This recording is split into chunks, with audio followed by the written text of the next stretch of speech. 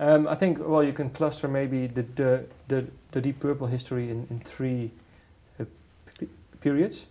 Can you say so? In 1969 until 73, yes. Then 84, 89, then 92 until now. Yes, yeah.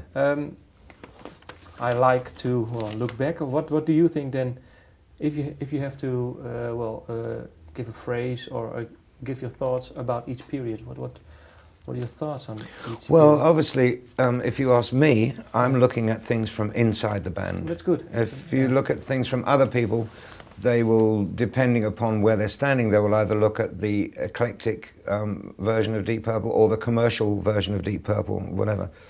I mean, in commerce, what are you talking about? Records, or are you talking about ticket sales? You know, you're talking about ticket sales, we're at the most successful time of our life right now. If you're talking about record sales, the circumstances were different in those days.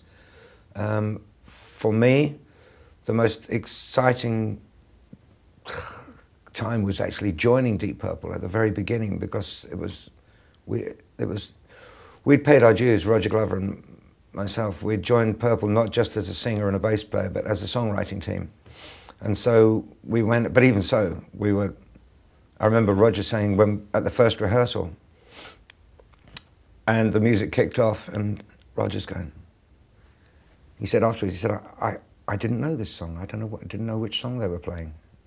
He says, and then it dawned on me after a couple of minutes, they weren't playing a song. They weren't playing a song. They were jamming. Yeah. It was just improvisation. And that's really been the ethos of the band from the beginning to the end, whether it's music or, you know, the path we take. So that was really a fantastic thing to happen. For me, in my life, my granddad was an opera singer, my uncle was a jazz pianist, I was a boy soprano in the church choir. And then I spent my formative years listening to Elvis Presley and Ray Charles and Ella Fitzgerald and goodness knows what, everything. And then it all came together at the right time with Purple. So that was just probably, you know, when fertilization took place, it was fantastic. What is your favorite album or song maybe of a period?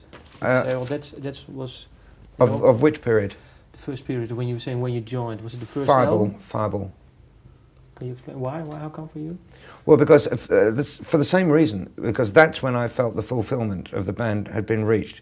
Very often the industry, because of commercial reasons, will tell a young band or a new band, look, we reject the second album because it's different to the first album. And because the first album was successful commercially, we want exactly the same again the second time. There's not many bands that can do this successfully. I think AC/DC is probably the classic example of somebody who can make the same record every time but make it sound so exciting and so incredible. But we couldn't do that. And so with Fireball, we'd already got the explosive nature out of our this rock and roll thing with Deep Purple and rock. But with Fireball, we brought in the other elements, the funk and the blues, the soul, the jazz, and some of the sort of psychedelic hangovers from our earlier days. The reason that Fireball was my favorite album of that period was because it was without Fireball, we would never have been able to make Machine Head. Machine Head was probably the first album that was successful really on a huge worldwide scale. And if we'd gone, we couldn't have gone from in rock to Machine Head because there'd have been something missing. And so you got a combination of these two records and you ended up with something that was actually quite sophisticated in a primitive sort of way. Yeah. But from a songwriting and you found the band was complete. We all felt good in ourselves with Machine Head. It was blues-based, it was a lot more relaxed. At the same time, it had the power. But I think it had a lot of those elements of Purple that made it possible, years later, to hear recordings by the Moscow State Orchestra and the Holland Air Band and all these different units all over the world that have covered Deep Purple's music because of the texture, the dynamics, and the melodies and the rhythms. Thank you for your time. Thank you very much. Okay.